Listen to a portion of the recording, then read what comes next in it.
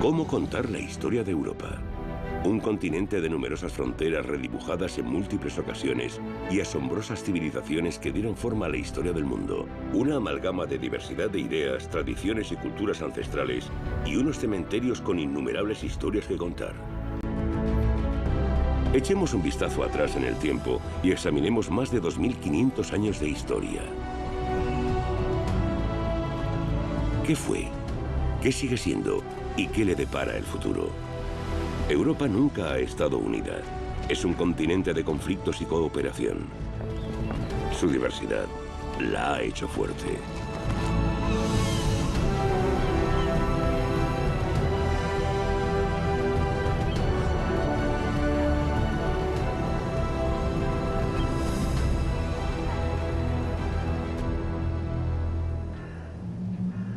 La prehistoria europea es neblinosa.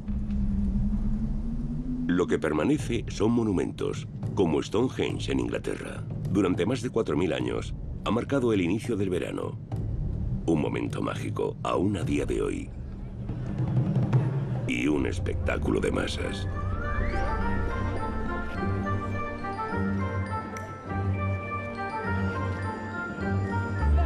Pero no hay que dejarse cegar por los conjuros o su mágica aura. El origen de Europa no está en Inglaterra.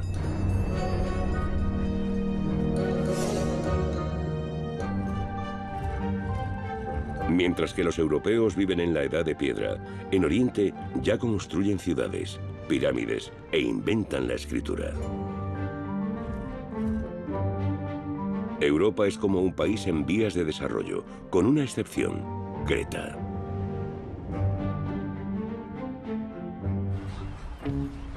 La prueba de que Creta sigue muy orgullosa de su cultura y su antigua grandeza se puede encontrar en todas partes. Pero la isla tiene mucho más que ofrecer que simples souvenirs. Hace 4000 años se convirtió en un importante núcleo de comercio gracias a su ubicación en el Mediterráneo. Y a un producto que ha prosperado aquí durante siglos: la aceituna. La base del famoso aceite de oliva cretense. Y de la primera cultura avanzada de Europa. Los frescos del Palacio de Cnosos nos hablan de la primera civilización europea, la civilización minoica. Su estilo de vida se convierte en un modelo para los griegos, quienes gobiernan Creta después de ellos. Europa se fundamenta en mitos, y si los damos por ciertos, todo comienza con un toro divino y una mujer noble de Oriente. En Fenicia, actual Siria, el dios griego Zeus se enamora de una princesa llamada Europa. Pero en lugar de ganársela, se transforma en un toro, la rapta y la lleva hasta su casa, Creta. Allí, Europa se convierte en la madre de la civilización europea. Sucumbe al encanto divino de Zeus y da a luz a Minos, el mítico primer rey de los minoicos. El toro era el animal sagrado en la Creta minoica. El culto al toro es un elemento central en los siglos II y III a.C. La mitología griega nos cuenta que Zeus secuestra a Europa convertida en toro, la trae aquí, a Creta, y desde entonces pasamos a llamarnos europeos. Los minoicos fueron los primeros europeos en leer y escribir, e incluso imprimieron los símbolos del disco de Festo en arcilla casi 3000 años antes de la invención de la impresión moderna. Pero aunque el disco es generalmente aceptado como auténtico, algunos eruditos lo ponen en duda. Por otra parte, los europeos también roban la escritura a los fenicios. Este alfabeto oriental es el padre de todos los alfabetos europeos.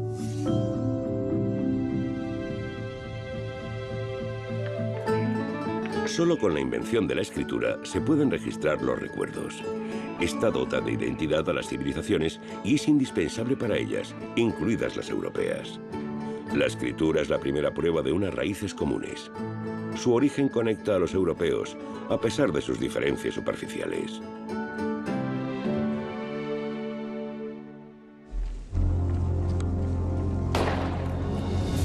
Los maratones nos llevan a otra raíz de la civilización europea, pues son un recordatorio de la antigua lucha entre griegos y persas por el futuro del continente.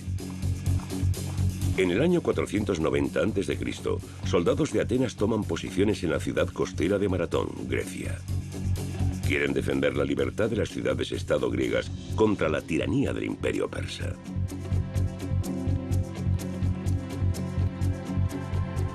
En aquel entonces, Corinto, Esparta y especialmente Atenas competían por su hegemonía, pero el imperio persa se siente amenazado y la antigua superpotencia reacciona con un ataque preventivo. El enemigo común une a los griegos. Por primera vez se sienten europeos y por primera vez también llaman Europa a su hogar común. Es su nacimiento como comunidad de destino. La mejor defensa es un buen ataque. Con esta estrategia, los atenienses derrotaron a los persas. El futuro del continente se decidió entre el polvo de Maratón.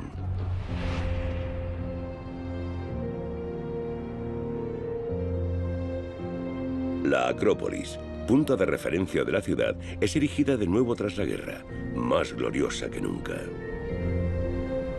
En Atenas no gobierna ningún rey, sino el pueblo, por primera vez en la historia. Por su servicio militar, los ciudadanos tienen voz política. Pero la democracia en Atenas no es perfecta. Al mando solo hombres, mujeres y esclavos no tienen voz ni voto. Para el resto, la participación en asambleas es un deber cívico. Muchos se mofaban de la democracia llamándola gobierno de la turba, pero tras la victoria de Maratón, esta se impone de forma permanente, una victoria para la democracia ateniense. La experiencia de combate de Atenas y la búsqueda de soluciones conjuntas durante la preparación de la guerra fueron un requisito crucial para el surgimiento de la democracia.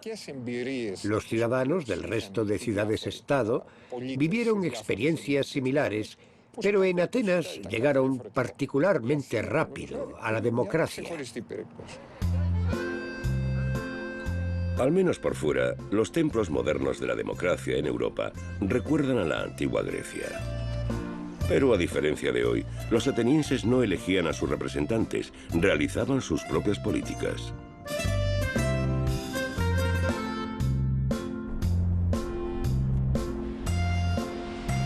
Solo en la democracia directa suiza acuden los ciudadanos de manera regular a las urnas.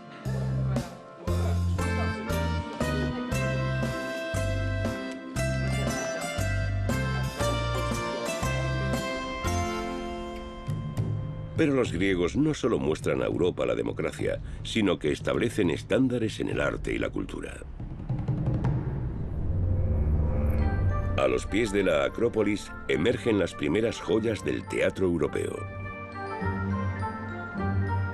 Desde Homero, la epopeya heroica se ha mantenido viva. Las guerras persas también tienen consecuencias dramáticas. Los actores se meten en la piel de antiguos oponentes y llevan su historia al escenario. Entre bambalinas se halla Esquilo, un veterano de la batalla de Maratón, apoyado por el joven político Pericles. El dramaturgo quiere ganar el concurso poético que los atenienses celebran anualmente en honor a Dioniso. En el campo de batalla, Esquilo no destacó, pero con su obra pretende volverse inmortal. Su plan funciona. Los persas se alza con la victoria y es la tragedia griega conservada más antigua del mundo.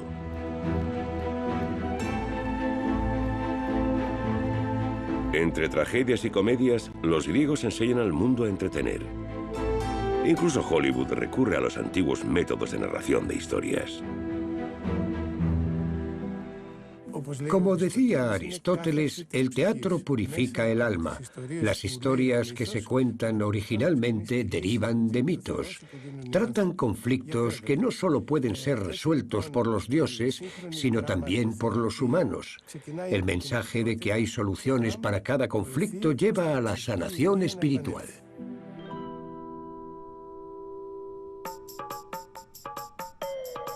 Los griegos son también los primeros en crear imágenes humanas realistas.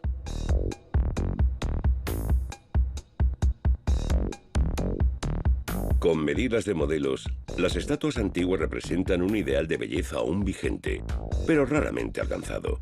Un patrón seguido a lo largo de los siglos por un desarrollo artístico constante. Casi demasiada belleza para ser real.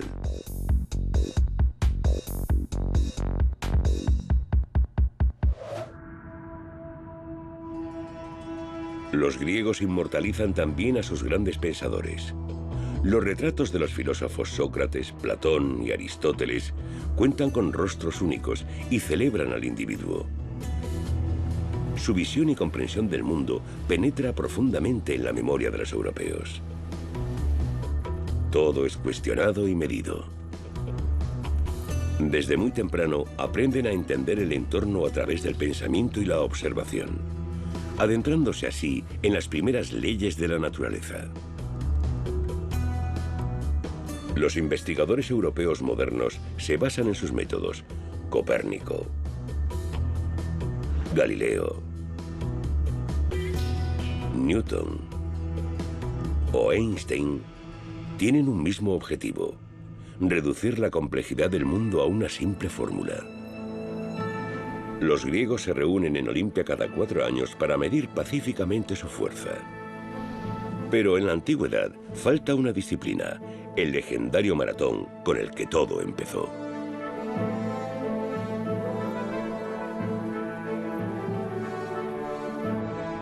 No fue hasta 1896 que esa larga y famosa carrera pasó a ser olímpica, en los primeros Juegos modernos de Atenas.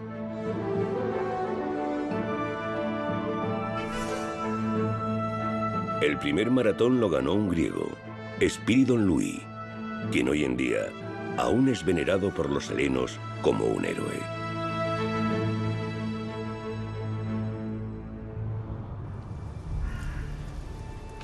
No obstante, las primeras Olimpiadas modernas se celebraron en Inglaterra, madre patria del deporte actual. En 1612, atletas de toda Albión viajaron a los Juegos Olímpicos de Cotswold, en el corazón de Inglaterra. Entre las competiciones se incluyen la esgrima y la caza de liebres.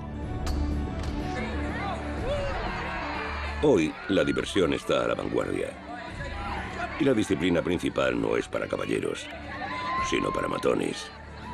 Patadas en la espinilla.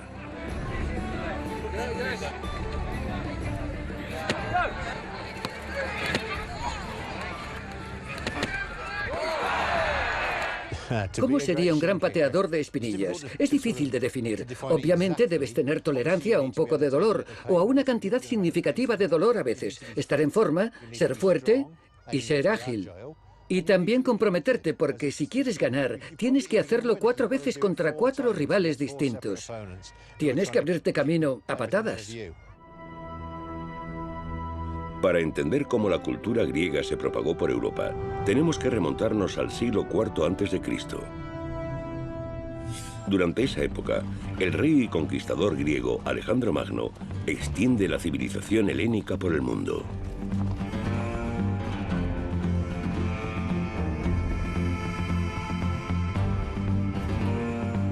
Lucha contra los persas y se convierte en el primer europeo en gobernar un imperio, en Asia.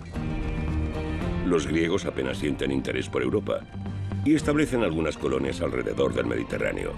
Una de ellas es Masalia, la actual Marsella. En el siglo IV a.C., el explorador Piteas parte de allí para descubrir el norte de Europa. Para los griegos, los europeos del norte son bárbaros. El frío supuestamente los hacía perezosos e inútiles. Sin embargo, el nombre que les dieron era halagador: celtas o valientes.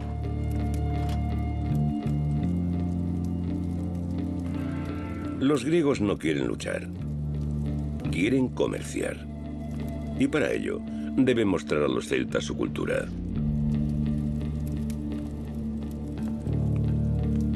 Pequeños obsequios crean y preservan la amistad. Piteas, explorador de Marsella, lo sabe bien.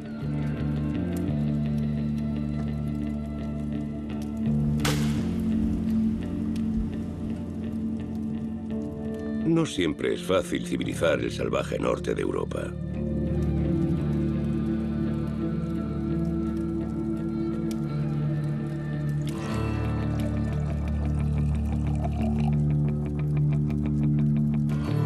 Pero la perseverancia da sus frutos.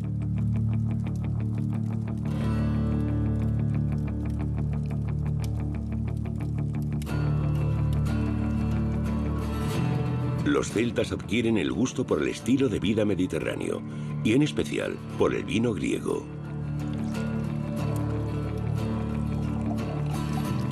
Actualmente, los descendientes franceses de los celtas superan a los griegos no solo en el consumo de vino, sino también en su producción.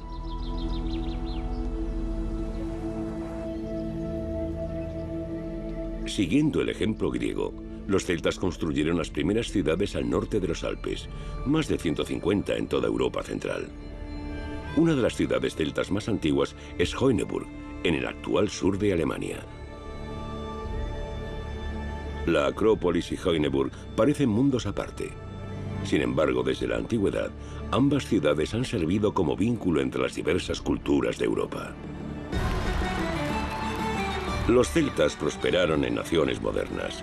Sus descendientes viven principalmente en Bretaña, Escocia, Irlanda y Gales, pero también tienen su propio sentido de identidad celta.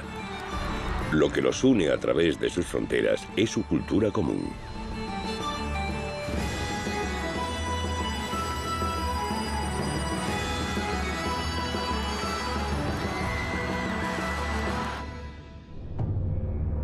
En la actualidad, la cultura celta es un fenómeno marginal. Pero en el 60 a.C., la historia era distinta. Los celtas gobernaban entonces gran parte del continente. Y posteriormente, en el siglo IV a.C., a punto estuvieron de conquistar Roma. Los días de gloria de la ciudad eterna junto al Tíber han pasado. Aún así, esta fascina a los bárbaros del norte. Hoy la misión de sus invasores es inofensiva: tomar fotografías de Roma. Buscan ver las ruinas de un imperio que gobernó casi toda Europa.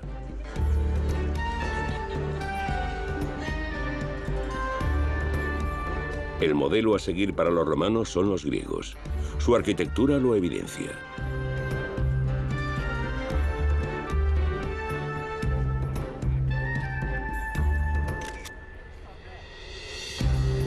La prueba más asombrosa es el Panteón.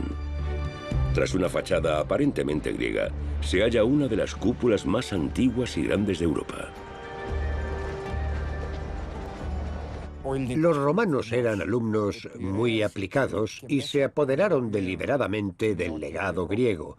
Difundieron la cultura griega por toda Europa, pues los romanos reconocían la singular contribución de los griegos, ya fuera en educación, en literatura o teatro. Esto significa que muchos logros griegos fueron absorbidos y transmitidos por los romanos. Por ejemplo, la legislación romana tiene raíces griegas. Los romanos se apropiaron del legado griego para siglos venideros. En todos los ámbitos, los romanos seguían por los griegos.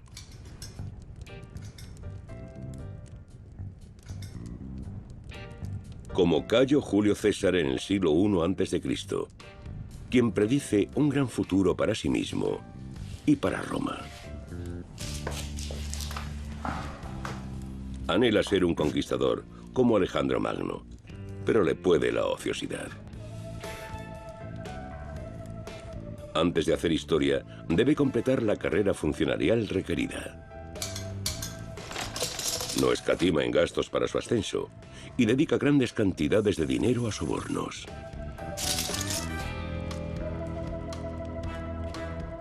Lo que ahora necesita es una guerra para ganar estima y llenar sus arcones vacíos.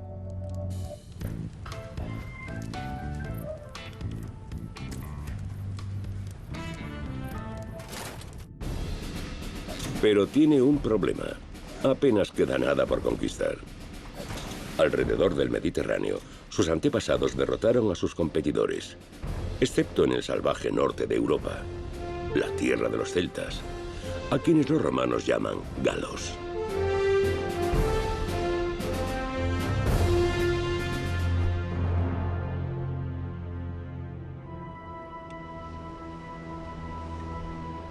En la actual Francia, el gobernante celta Vercingetorix se enfrenta a las legiones de César. Sin embargo, su postura ganadora es engañosa y el galo debe ceder. Tras 6 años de guerra, Vercingetorix se rinde y su pueblo, los galos, son integrados al Imperio Romano. César une Europa por la fuerza. Pero antes de lucir los laureles, debe aplastar a sus enemigos en Roma. Solo tras una dura guerra civil contra sus compatriotas podrá concentrarse en su objetivo: convertirse en el único gobernante de Roma. La sangre tiñe su camino. Por su ascenso, más de 1 millón de vidas pesan sobre su conciencia, pero César no siente remordimientos. Al contrario, no deja de celebrarlo con un desfile de la victoria. Una exhibición de poder. La multitud debe verlo como un hombre fuerte. Con este fin, presenta su mayor trofeo, Vercingetorix, a quien mantiene con vida para la ocasión. El propio César se viste como Júpiter, el mayor dios de los romanos. Y a su paso, llega una nueva idea a Europa, la idea del imperio.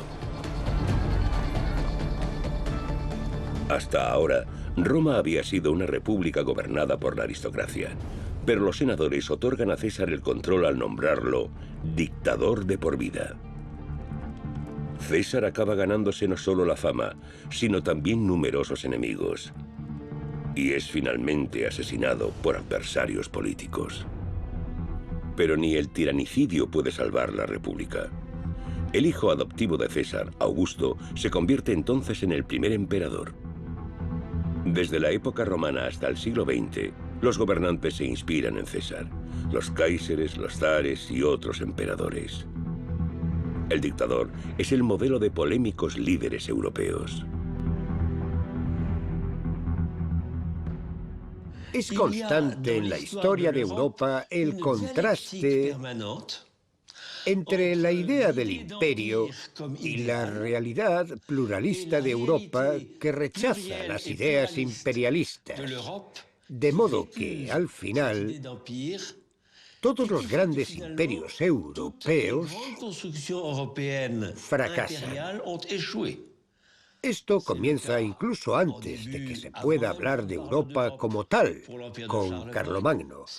Luego está el caso de Napoleón, y después el del último gran emperador de Europa, Hitler.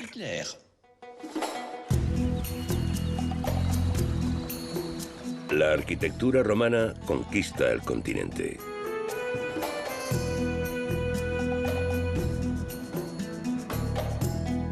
Los romanos traen su cultura del baño a Britania. En sus colonias se pueden disfrutar las ventajas del estilo de vida romano, incluso en las provincias. En gran parte del continente, el imperio deja su impresionante huella. Hasta el día de hoy, los europeos del norte siguen impresionados con los logros de los legionarios. Y ahora, como entonces, muchos bárbaros se romanizan voluntariamente. Como aquí, en el Festival Romano de Treveris. Pero los romanos tienen más que ofrecer que pan y circo. Ellos dan forma al sentido europeo de la justicia. Aplican la regla indubio pro reo en caso de duda a favor del acusado. Y hasta hoy se sigue hablando latín en numerosos tribunales. El Imperio Romano es el primer estado de derecho del continente, y ante la ley, todos los ciudadanos son iguales, un hito. El derecho civil romano era una herramienta esencial para la integración de nuevos ciudadanos, ya se sometieran por la violencia o voluntariamente. Ofrecía privilegios fiscales y legales, derecho a voto. Pertenecías a ese grupo privilegiado de ciudadanos del Imperio Romano. Todo el mundo quería la ciudadanía romana. Por primera vez, el Imperium Romanum une una gran parte de Europa, pero va mucho más allá. Rodea el Mediterráneo, el Mare Nostrum romano. Pero no todos los europeos quieren pertenecer al imperio. Los pueblos de las actuales Alemania y Escocia resisten obstinadamente. En lugar de ceder ante los bárbaros, como los llamaban, los romanos construyen la primera Europa fortificada. En el norte de Gran Bretaña se sellan con el Muro de Adriano.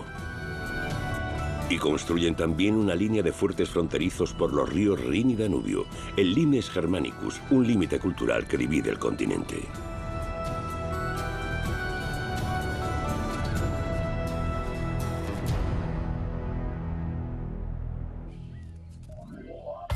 Sin embargo, los bárbaros tienen mucho que ofrecer. En cuestión de moda y estilo, han llegado a adelantar a los romanos. Puede que la cultura de los baños romanos sea extensa, pero al principio no usaban jabón. Los galos y los pueblos germánicos inventan el agente de lavado, aunque lo utilizan principalmente para su indomable cabello.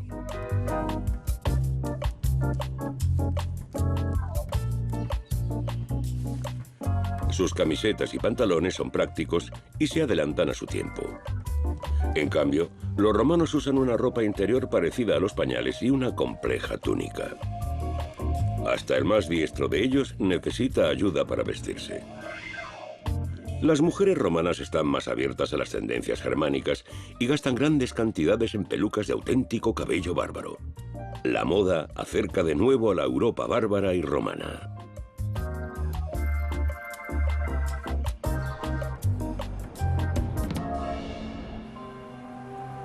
Hoy, Europa es un continente de iglesias. Son un rasgo característico de la cultura europea.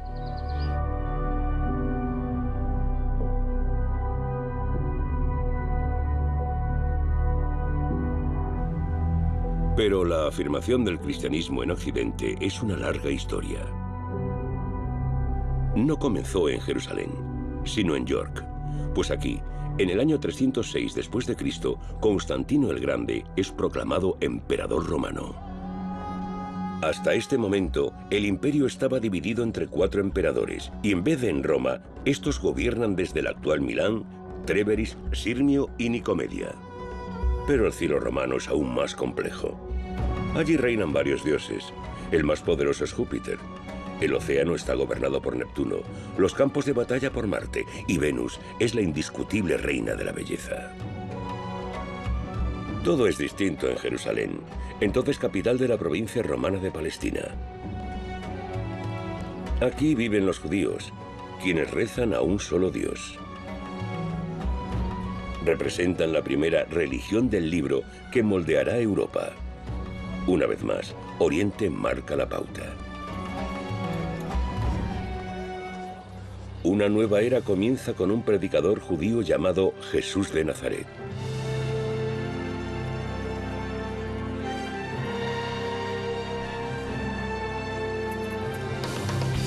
Su versión del monoteísmo causa confusión, pero no solo en el templo judío de Jerusalén. Sus propios discípulos lo entregan a los romanos, quienes lo crucifican. Y si nos fiamos de sus discípulos, Jesús despierta de entre los muertos y asciende al cielo. Pero allí es mucho menos tolerante que en la tierra.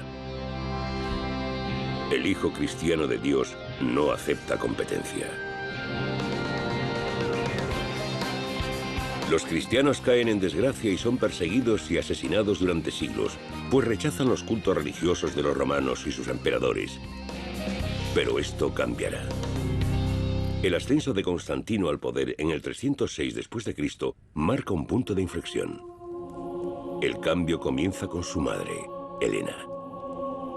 Pobres y débiles se convierten al dios cristiano, pero también acaudalados romanos como la madre del emperador. ¿Qué clase de Dios es ese que la gente está dispuesta a morir por él? ¿Es porque les da a los creyentes la esperanza del perdón por sus pecados y un lugar en el cielo? El mensaje cristiano de la caridad tiene también una fuerte atracción.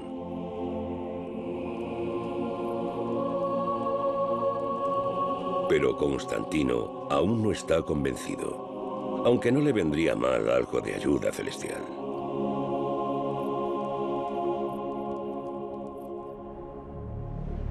Al igual que César, quiere convertirse en el único gobernante del Imperio Romano.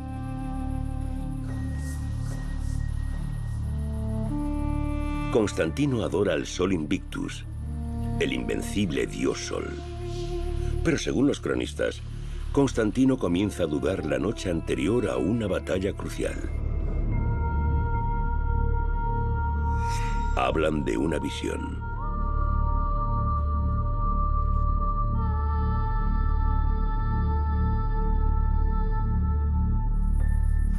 El dios cristiano no lo abandona.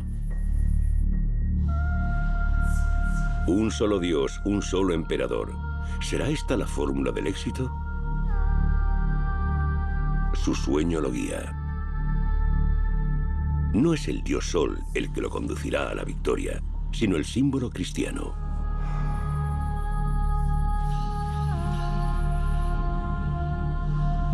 Las letras griegas Chi y Rho, abreviatura de Cristo, el crismón.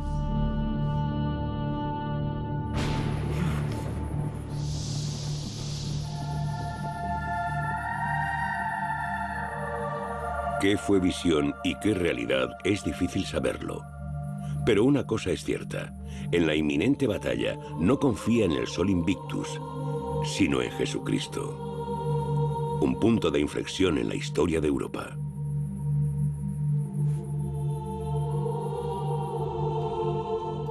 Bajo la bandera de Cristo, Constantino gana la batalla del Puente Milvio. Una victoria crucial para él y para el cristianismo. El cristianismo se había extendido desde su primera generación por todo el imperio. Esto lo vemos en los apóstoles que caminaron con Jesús o en el apóstol Pablo con sus viajes por el Mediterráneo. Desarrollaron una dinámica con la que el cristianismo se difundió tanto en el siglo IV que, como gobernante, no podías permitirte ignorarla o, peor aún, perseguirla.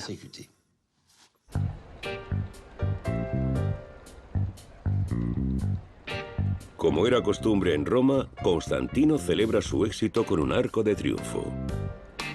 Sin embargo, algo ha cambiado.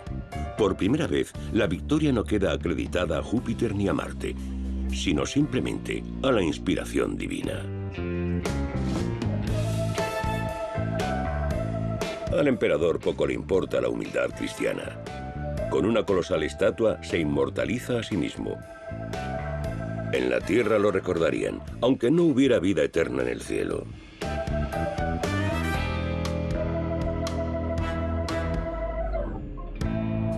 Los investigadores asumen que la estatua lo representaba originalmente como el Sol Invictus, antiguo dios predilecto del emperador, y que los símbolos cristianos se añadieron más tarde.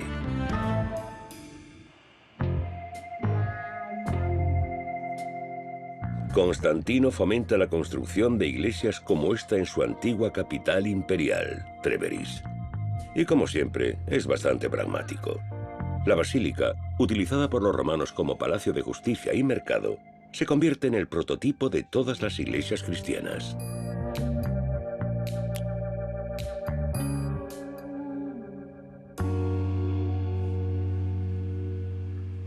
El solsticio de invierno, fiesta del dios Sol, es declarado como día del nacimiento de Cristo.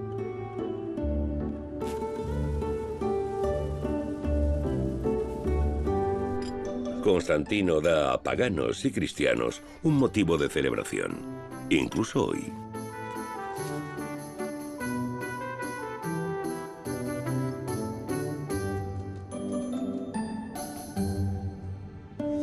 Desde Constantino, el cristianismo ha estado conectado al poder político en Europa.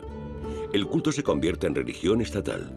Por esto, los padres de la Iglesia lo adoran como a un santo. Pese a los rumores de que Constantino pudo haber matado a 11 de sus parientes en su camino al poder.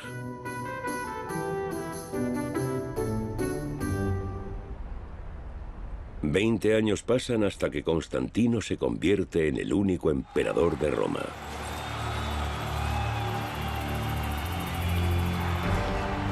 Un triunfo que desea celebrar, como hiciera César. Pero algo cambia. En lugar del estandarte con el águila imperial, sus tropas portan el símbolo del dios cristiano, insignia de Constantino. Este tampoco se viste como Júpiter. Quiere tomar un nuevo rumbo.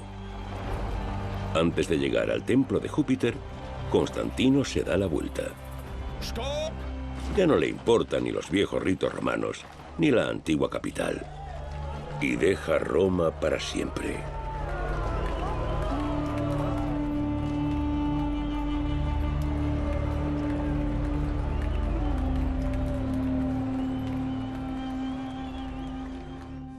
Aunque ya lo estaba realmente, con Constantino el imperio quedó dividido en dos mitades, una latina y una griega. Y la verdadera capital no era Roma, sino Constantinopla, bautizada así por Constantino. Junto al Bósforo levanta su nueva capital, Constantinopla, la actual Estambul. El lugar donde Oriente y Occidente se encontraban fue una vez el centro de la Europa cristiana con la mayor iglesia de la antigüedad, Santa Sofía. Una extensión del cielo en la tierra construida por los sucesores de Constantino. Ellos son los que hacen del cristianismo la religión del Estado y llevan al Imperio Romano a florecer por última vez antes de perecer. En el siglo V, Roma se ve debilitada por la crisis interna, las guerras civiles y la a menudo citada decadencia tardorromana. La élite romana está embriagada por el lujo. El emperador no es ni un estadista ni un caudillo, sino un niño. Burlonamente lo apodan Augustulo o Pequeño Augusto, mientras otros están al mando. Como el oficial germano Odoacro, quien cavará la tumba del imperio. Al igual que muchos guerreros germanos, sirve en las legiones romanas. Los romanos dejaban a otros combatir sus guerras, graso error. Y una noche, en el año 476 después de Cristo, los mercenarios toman el poder. El rumbo de Europa ha cambiado.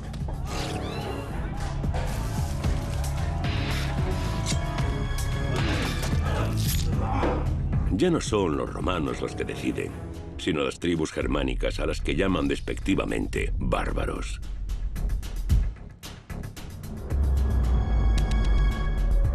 Pero ¿quiénes eran esas tribus germánicas? ¿De dónde habían salido? En el siglo IV invaden el Imperio Romano. Miles de godos, alamanes y francos cruzan el Rin y el Danubio.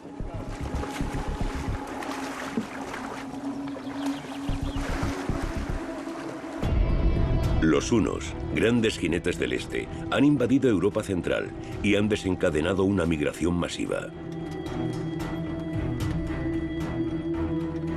Como relató un oficial romano, pronto dejamos de contar las tribus bárbaras. Esos migrantes germanos son los antepasados de numerosos europeos. El Imperio Romano de Occidente es historia. ¿Pero qué queda?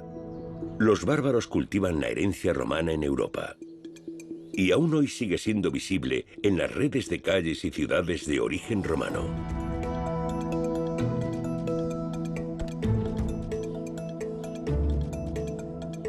Y en los estadios modernos, donde los gladiadores actuales entretienen a la multitud. La herencia de los romanos sigue viva. Es inconfundible, como los arcos de triunfo de los monarcas modernos. Otras alusiones son menos obvias. Tanto en autoritarios modernos como en demócratas, ya sea en Europa o en otras partes del mundo, seguimos hallando recordatorios del Imperio Romano.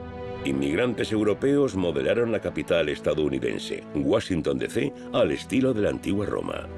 El monumento a Jefferson nos recuerda al Panteón.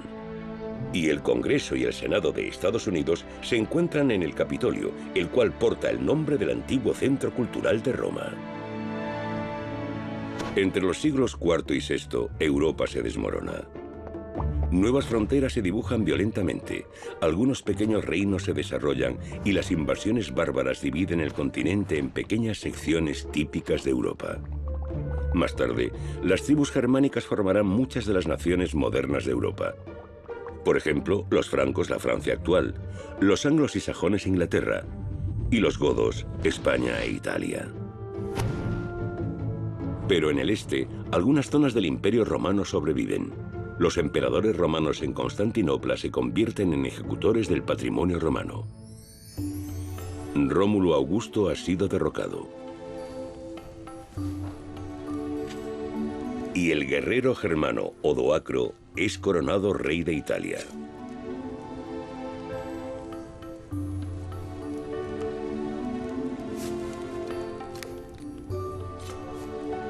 El manto imperial es llevado a Constantinopla.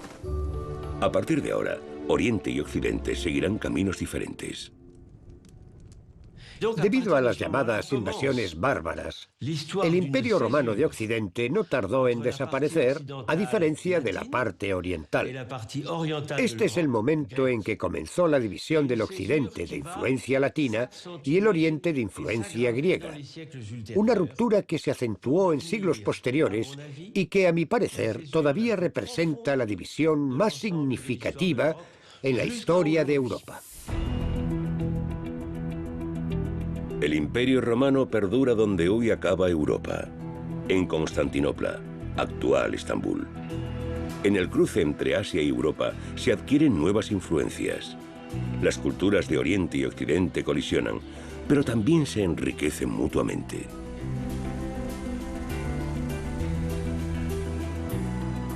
Estambul es ahora islámica, pero durante 1000 años fue el centro oriental del cristianismo. La cultura griega, el arte de gobernar romano y la fe cristiana se funden en la singular cultura del Imperio bizantino, heredero de Europa en el este. En el siglo VI es gobernado por uno de los padres de la Europa moderna, el emperador Justiniano I. No es aristócrata, sino hijo de granjero.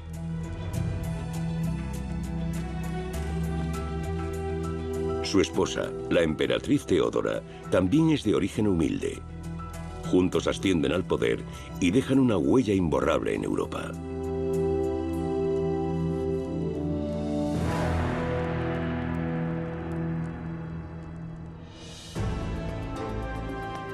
El resto del continente miraba a Constantinopla con asombro.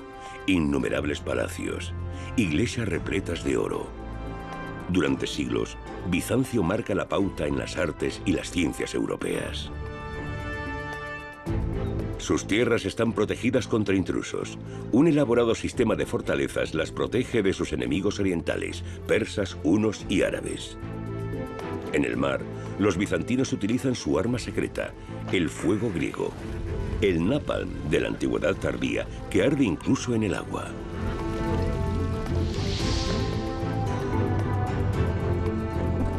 Protegidas por el Imperio bizantino, las tribus germánicas del oeste pueden prosperar.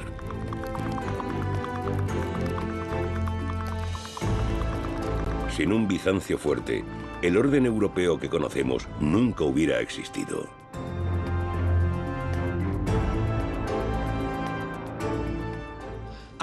Tras la caída del Imperio Romano de Occidente, Constantinopla seguía siendo la gran metrópoli que había sido.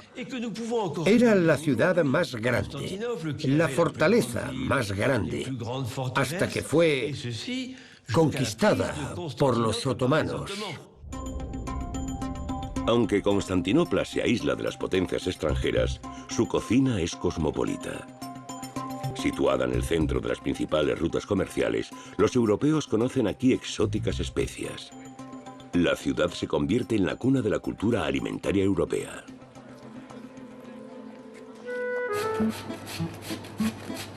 En la cocina mediterránea, y especialmente en Grecia, se conserva el patrimonio culinario.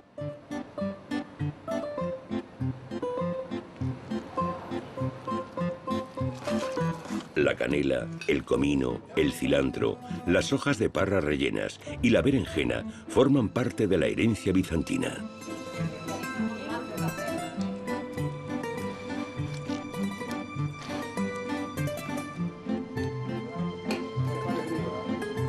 Una cocina de fusión que combina lo mejor de ambos mundos, Oriente y Occidente.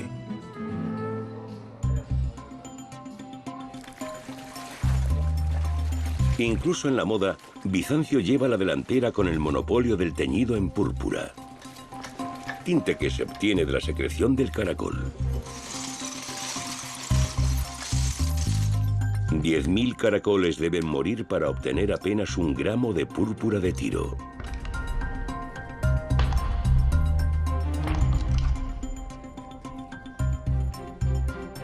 Un lujoso color rojizo que vale su peso en oro. Desde Julio César, el púrpura real es el color del poder y solo el emperador puede lucirlo. En cuanto a la moda, Oriente y Occidente están de acuerdo. Incluso los gobernantes germanos se visten del mismo color púrpura de pies a cabeza. El poder de los emperadores lo acompaña. Un popular tono que sigue siendo usado hoy, como vemos en los cardenales y obispos de Roma. En el siglo VI después de Cristo, el emperador Justiniano arrebata el Mediterráneo a las tribus germánicas. El sur de España, Italia y el norte de África vuelven a su dominio. Europa no solo vuelve a crecer políticamente, sino que también desarrolla un código de leyes. Para gestionar la mancomunidad bizantina, Justiniano simplifica y condensa el derecho romano. El Codex Justinianus se convertiría más tarde en la base de las leyes actuales.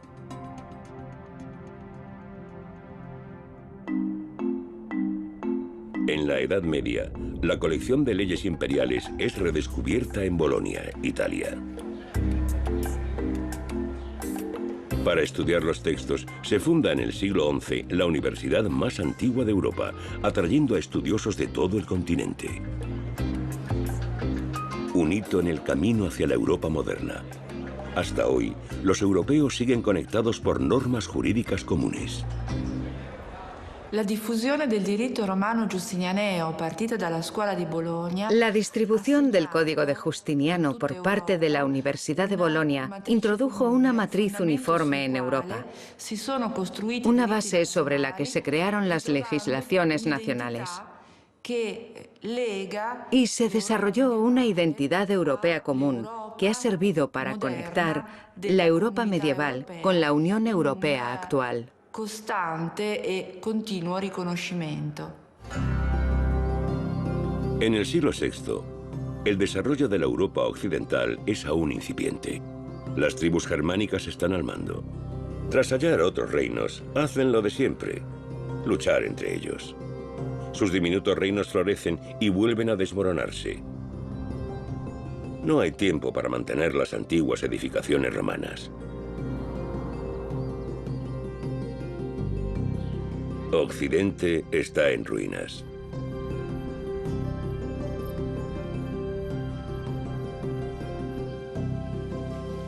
Los bárbaros se retiran a los bosques.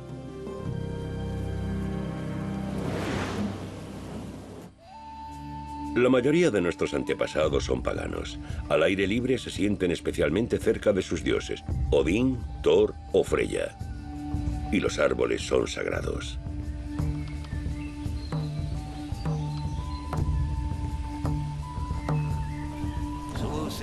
Ahora ya no sacrificamos animales. Occidente es cristiano. Pero ¿cómo se aceptó esta fe? Tras la caída de Roma, la herencia religiosa perdura en los antiguos obispados. La Iglesia mantiene el orden, como una isla en medio del caos de las invasiones bárbaras. Pero entonces algo sucede en la ciudad de Reims, en la actual Francia, que cambiará significativamente el rumbo de Europa. En su catedral se bautizó por primera vez a un gobernante germano en el año 498,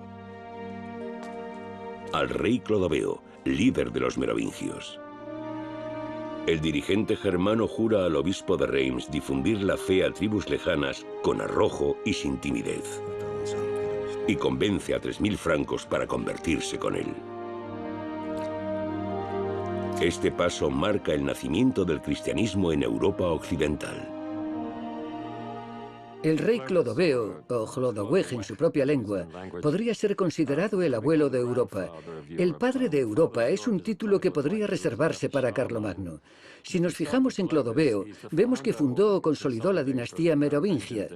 Conquistó la mayor parte de la Galia, le puso el nombre de su propia tribu, los francos, unió a las distintas tribus francas y, lo más importante de todo, se convirtió al catolicismo. Pero su bautismo tiene también una motivación política. El pacto con la Iglesia Católica Romana solidifica el reinado de Clodoveo.